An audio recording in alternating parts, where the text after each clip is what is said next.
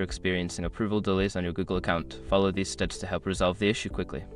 This guide will walk you through the necessary actions to take. Step 1. Check your email. Make sure to check your email, including your spam or junk folder, for any messages from Google regarding your account approval. Sometimes, important notifications can be missed.